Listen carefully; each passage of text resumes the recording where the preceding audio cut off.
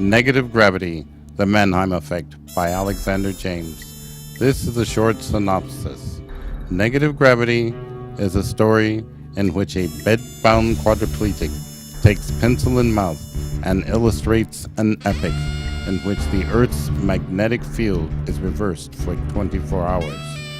During this time, the young man, the protagonist, must undergo a harrowing odyssey to obtain his sister's desperately needed insulin. Along his journey, he must battle vicious dogs, swarms of ravenous rats, all the while coming up with clever ways to obtain his sister's medicine. His back pressed tightly against the walls of home, he must tread lightly, walking along the eaves of roofs, all which threaten to give way as growing earthquakes threaten to tear homes from their foundation. Negative Gravity is not the ordinary science fiction story, no. Our hero is forced to face a myriad of dangers, such as streams of molten magma that spew from the open fissures above. He must risk his life 1,000 times in 1,000 different ways, as large passenger planes find no place to land, for the ground is now above and the empty sky below. Watch as the oceans rise in a single curtain.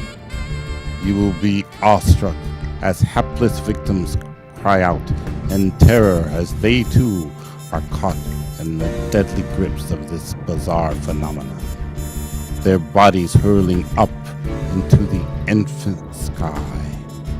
All the while the young hero is being slowly stalked by an axe-wielding madman. Will the young man's quest be successful? Will he reach his sister in time? Or will he fall prey to the many deadly impediments that face him? Negative Gravity asks one question. What would you do if you went to sleep on your living room couch and woke up on its ceiling? Hello world, my name is Alexander James. I'm a bed-bound quadriplegic of 40 years. 40 years laying in a hospital bed. 40 years stuck in one room, imprisoned between four walls. Can you imagine that? But don't feel sorry for me, for during that time, I've journeyed through worlds long dead and worlds yet unborn. Let me take you into the wondrous realm of my imagination. That is the key to life. The journey in life isn't the destination, it's the journey, the adventure of it. Let me show you a project that has taken me 10 years to complete. Negative Gravity, in which I turn the world literally upside down for 24 hours. I think you'll be very pleased when you see it. It might help inspire you to envision a world upside down. Here it is. 1, maybe 2 minutes of my storyboard trailer, Negative Gravity, The Mannheim Effect, by yours truly, Alexander James. Negative Gravity, The Mannheim Effect by Alexander James.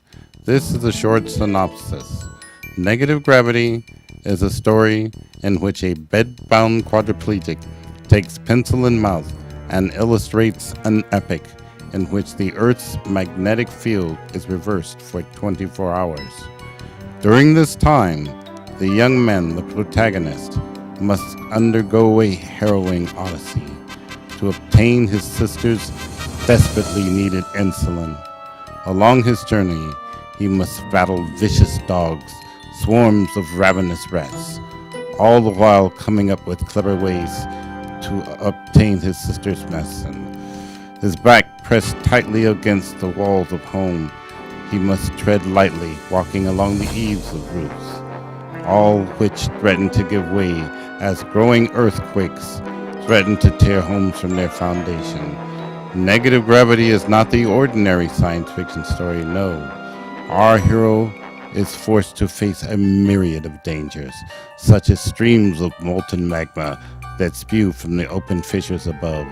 He must risk his life 1,000 times in 1,000 different ways, as large passenger planes find no place to land, for the ground is now above and the empty sky below. Watch as the oceans rise in a single curtain. You will be awestruck as hapless victims cry out in terror as they too are caught in the deadly grips of this bizarre phenomenon, their bodies hurling up into the infinite sky. All the while, the young hero is being slowly stalked by an axe-wielding madman. Will the young man's quest be successful? Will he reach his sister in time? Or will he fall prey to the many deadly impediments that face him? Negative gravity asks one question. What would you do if you went to sleep on your living room couch and woke up on its ceiling? Alexander James, thanks for this opportunity.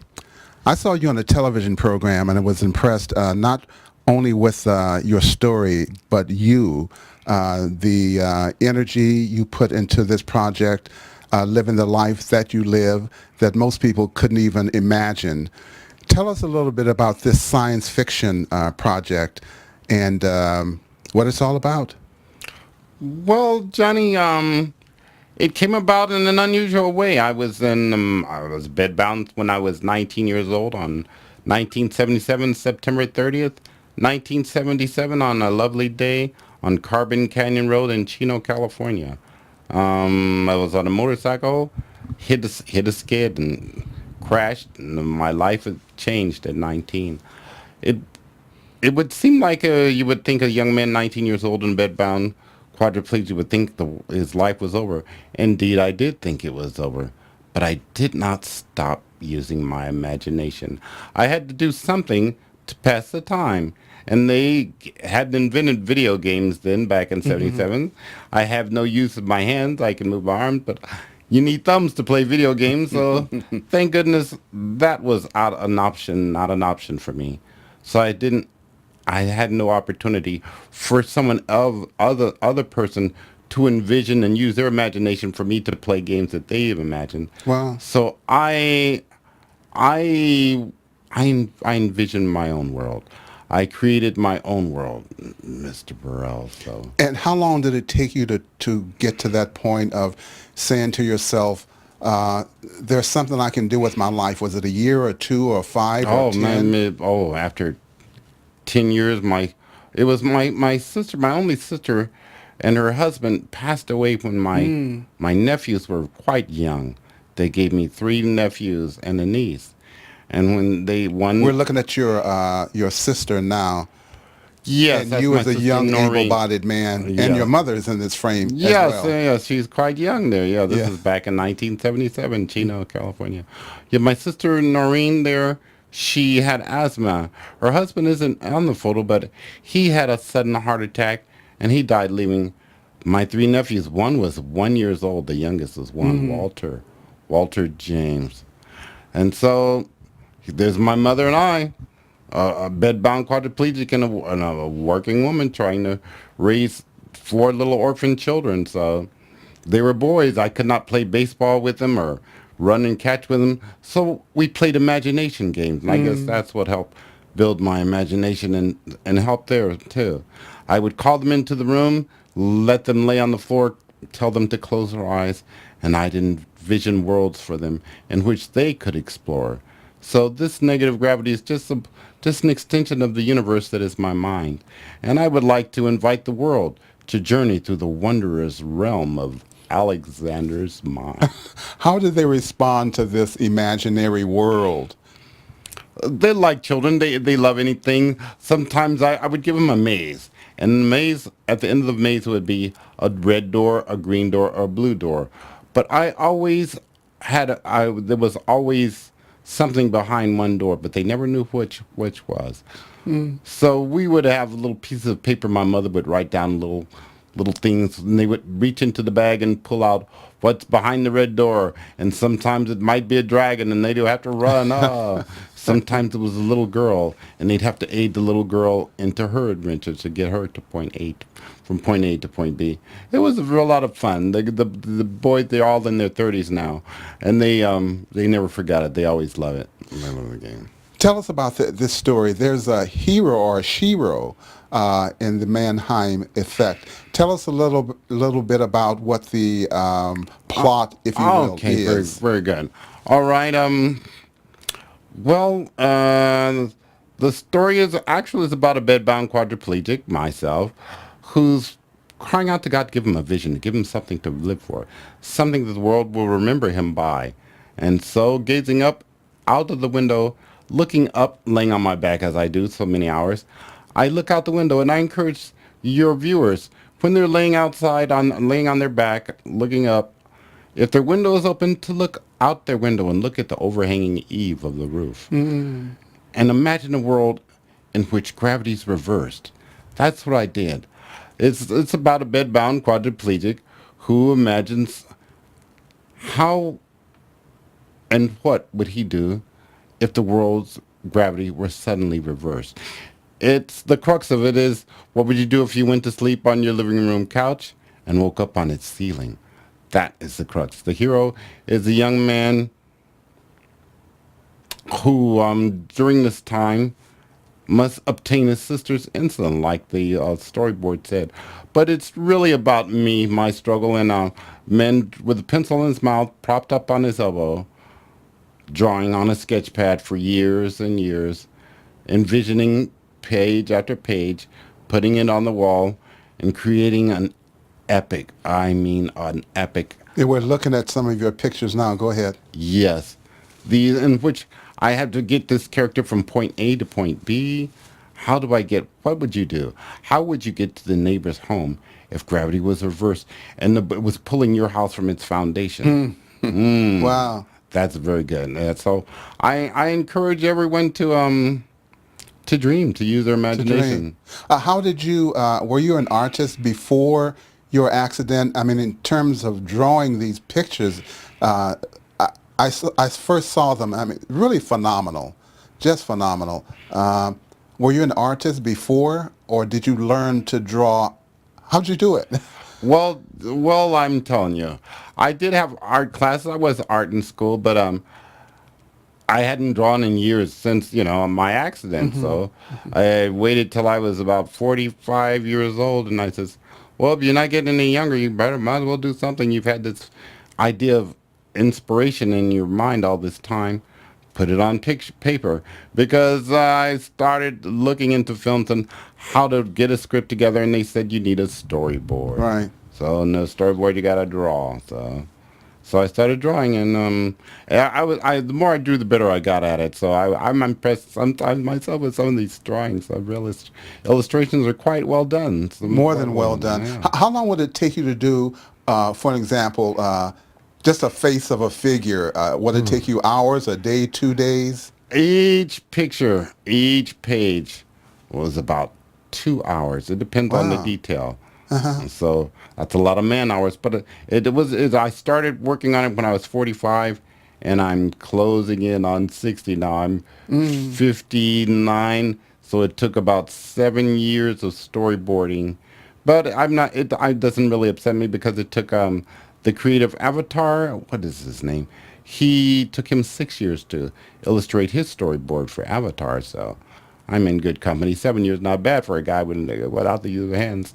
So then it took me I had to use my Dragon. I have my headphones usually to control my computer, my Dragon naturally speaking. So I have to I thank God for technology, or none of this would have been possible.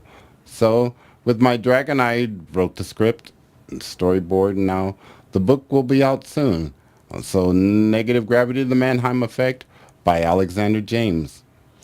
And along the way, when you were down or depressed, your mother has always been there for you, first of all. Absolutely. And talk about the part that she has played in your rehabilitation and just your sanity and even this project. Yes, my mother has been a great, great strain on my sanity. Oh, I'm sorry. A great, a great aid to keeping me sane. Freudian slip. I'm sorry. Mom,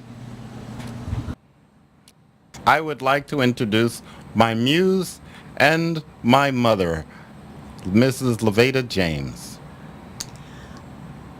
They say that wisdom comes with age. However, I find that debatable because Alex has been an inspiration to me. I have learned a lot from him, how he has courageously dealt with his infirmities. You will never find him depressed. He consistently has a gift of humor, and he uses it on a daily basis. I also admire how he can take his pencil in mouth and draw without fatigue endless pictures of leaves. There is one picture in particular I would like to draw your attention to. I myself know that I could never have done it. I constantly refer to this picture, and I think anybody with a disability would agree with me that it is an inspiration from not, from within, and it could only have been inspired by the gift of the Holy Spirit, I say. Oftentimes, we have these disabilities and we question God. And as I said before, his inspiration is from an inner spirit. You asked what was Alex doing in addition to promoting negative gravity, the Mannheim effect, the storyboard, and the book. He's working on another novel. It's called The Curse of the Mandrake. Now, that will be a universal appeal. That will have universal appeal because he uses a phrase that will replace anything you've ever used or heard from before. Yes. If you wanted to degrade a person. The- He I has don't- one phrase, I won't mention it, you have to buy the book. It's not published yet, but he is working on it, and it's going to have 2 sequels. It's going to be book 1, 2, and 3. So that's just an indication of how tirelessly he works and using his imagination and his drawing skills and his ability to realize what he wants. She's my best friend, my best supporter, my biggest fan. So that's always encouraging when you have your mother pushing you, encouraging you. Don't give up. Why science fiction versus maybe another kind of story that you chose? That's a good question. Well, there's I grew up in Los Angeles in the '60s, and I was breastfed on Bernard Herrmann. His music would take you to another place, and Ray Harryhausen, his animation. So all my life has been toward science fiction and animation. I love Jules Verne's and H.G. Wells' War of the Worlds. I grew up in the golden age of television Yes. when they would say in color, when color was something new. In living color. And then living live in living color. Right. That was great. So, so yes, that's about science fiction is the thing, and there's very few black people of color, I would say, in the genre, and I want to bust the door wide open and show that science fiction isn't that has no color, has no Sure. creed, Absolutely. no gender. Yeah, I talked to another young black man, Jason Stewart, and his thing is science fiction. And I think you were the other black person, male or female, that I saw that was whose themes and whose interest was science fiction. So that was that kind of got my attention as well, aside from just your energy and the story. What would you say to, let me back up a second. When you go back 40 years on that day when you were 19 years old, Hmm. how was your life before that time, and had you ever faced some kind of challenges that you thought were just out of the question, and then all of a sudden you find yourself in this predicament, if you will? How was your life before? Do you think about that and at all sometimes? Hmm. Well, my life was the average American teenager's life. I had a motorcycle. I had a nice room, my little stereo and headphones, and I would sketch and little summer jobs. So Hmm. I was like every young man. I wasn't. My mind toward thoughts toward the future weren't really that Set. clear. Sure, sure. So it wasn't. All this came as a very sudden change. This accident here. Hmm. But as the Bible says, he says, "What Satan meant for evil, God has turned to good." Well, I felt that maybe the hand of God has given me a little bit of grace, taught me a little more patience, and given me the opportunity to inspire other people, Hmm. perhaps. Well, you're certainly doing that. I worked in a physical therapy department from the time I was 17 till I was 27, and so when I saw you on this television program, one of the things that struck me was I thought back to that time. So I know what it takes uh, to do the kinds of things that you're doing, not just with your drawings, but with your life. Uh, worked with quads and paras and people whose lives were turned upside down, if you will. So no pun intended in I terms know. That's isn't that a coincidence? yeah, Hmm. yeah, and maybe life, we never know what cards are going to be dealt. I have a granddaughter who lives in a wheelchair. My son lives in a wheelchair. He was in a car accident. So I find myself being surrounded by people whose lives are different than mine, but are so inspiring. And since I've met you, I try to remember the kinds of things you say. Look around you. If the That's window is right. open, look up and That's right. yeah. You don't know how you've been blessed. Count everyone. Count your blessings. As bad as you think things are, Hmm. there's other people that are suffering much worse than you. I found that out at Casa Colina Rehabilitation Hospital Mm. and my accident in Upland. So as bad as I was, there was somebody that was in worse condition. Mm. As my back hurt, there was someone with a decubitus in like a bed sore that was very Hmm. bad. So I didn't really, I'm not a big moaner and whiner, but I felt that since my world was turned upside down, I'm gonna turn the entire world Upside upside down. flipping down. There you go. It's get back time, huh? Payback, baby. Payback. The name of your project, how did you arrive at the Mannheim effect? Then that's a good question. Negative gravity. I said Yeah, negative grade. I think it's very cool. I love it. because I thought of space, and when you're a spaceship, it's zero gravity. Zero gravity, everybody be just like floating around like balloons. That wouldn't be a plot, floating around. But negative gravity is like the reverse. It's without gravity, so it's pulling it in the negative, the opposite direction. So Hmm. I said, okay, that's it, negative gravity, and the Mannheim effect. Professor Mannheim just seems like a cool butt name. I just made it up. It sounds German. It sounds science fiction. And so Mannheim It sounds effect. great. You're not gonna give the whole plot away. The young man who Oh is. no no no! You have to buy the book, and when you see the movie, then you'll say they changed the ending. Hollywood always changes the ending of movies. So I read the book. So when you get the book, then you'll enjoy it. We'll together we'll both see if they kept it like the book. I like when movies are kept strictly to the book and they don't have any artistic changes like H.G. Wells' First Men in the Moon. Wonderful book. I love it. Where Jules Verne's men go around the moon, H.G. Wells goes into the heart of the moon and Mm, mm, finds these mm. moon creature, a race of men. I thought that was fantastic. But in the Hollywood movie, they throw a woman in, a blonde lady Mhm. who was never in the script, never in the book, and she's got her bloomers on floating up. So I says, okay. And when worlds collide, oh my goodness, that angered me so much.